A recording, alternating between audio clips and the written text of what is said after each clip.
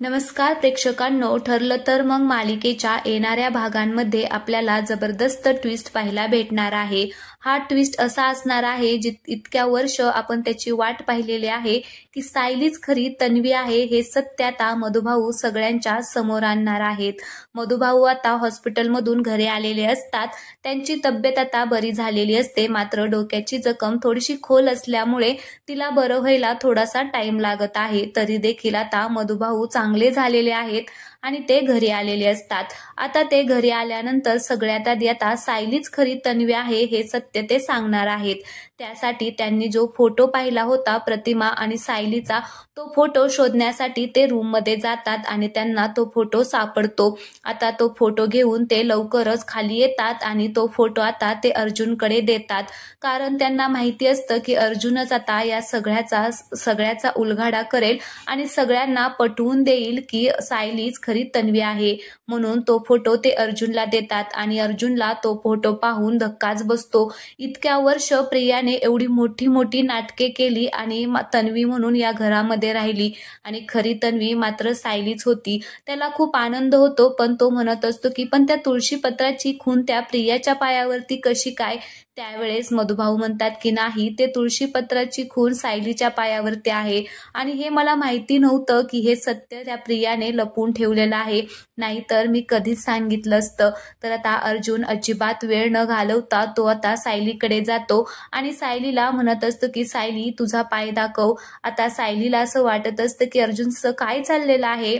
अहो अर्जुन सर, पाय कशाला बघायचा आहे? अहो तुमचं काय चाललेलं आहे? अर्जुन म्हणतो की अगं दाखव तरी तुझा पाय। अर्जुन आता तिचा पाय बघतो तर तिच्या पायावरती तुळशीपत्राची खून होती आणि ते पाहून अर्जुनच्या पायाखालची जमीनच सरकते।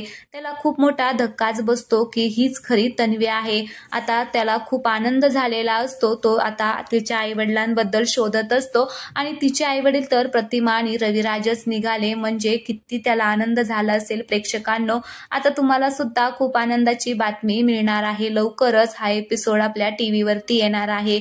अर्जुन आता सायलीला सांगतो की सायली, तूच खरी तन्वी आहे। त्यावेळेस सायलीला विश्वासच बसत नाही। ती अर्जुनला म्हणत असते की अहो हे काय बोलताय तुम्ही, आणि या तुळशीपत्राची खुनेमुळे तुम्हाला कसं काय कळलं की मीच खरी तन्वी आहे? आता अर्जुन तिला सगळं काही झालेलं सांगतो। तर आता सायली खूपच आनंदित होते आणि ती आता बाहेर जायला लागते। त्यावेळेस अर्जुन म्हणत असतो की नाही, तो तिचं तोंडच दाबतो आणि म्हणतो की नाही, तू आत्ता हे सगळं सांगू नको। आपण आता त्या प्रियाला चांगला धडा शिकू। तिला आता आपण असा धडा शिकू की तिने इतकी वर्ष हे सगळं लपवून आपल्यापासून ठेवलं, आता तिला तेवढाच त्रास आपण द्यायचा। आता दोघेही खूप खुश झालेले असतात। सायलीला तर विश्वासच बसत नसतो की रविराज आणि प्रतिमा ते तिचे आई वडील आहेत म्हणून। सायली खूप खुश झालेली असते। इकडे आता जे गाठोड असतं ते अर्जुन आता घेतो आणि आता सगळ्यांना ते दाखवणार असतो। त्या गाठोड्याचं सत्तेकडे मधुभाऊंनी अर्जुनला सांगितलेलं असतं। सायली तर खूप खुश झालेली असते। आता नागराजला मात्र खूप मोठा धक्का बसणार आहे। नागराजने मात्र हे सगळं ऐकलेलं असतं। तो आता चोरून हे सगळं बघत असतो। अर्जुनने ते गाठोडं वगैरे शोधलेलं। आता तो जाऊन प्रियाला, महिपतला सगळ्यांना सांगतो, पण आता प्रिया सांगणारच असतो तो जाऊन, पण आता तो सांगू शकत नाही, कारण ह्या सत्यामध्ये त्यानेच मधुभाऊंना हे केलं होतं। ते आता सगळे ते समोर येणार आहे आणि अर्जुन त्याला धमकी देणार आहे।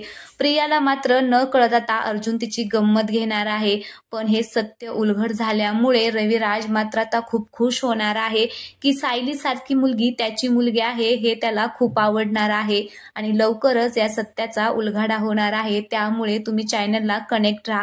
व्हिडिओ आवडला असेल तर व्हिडिओला लाईक करा, चॅनलला सबस्क्राईब करा। धन्यवाद।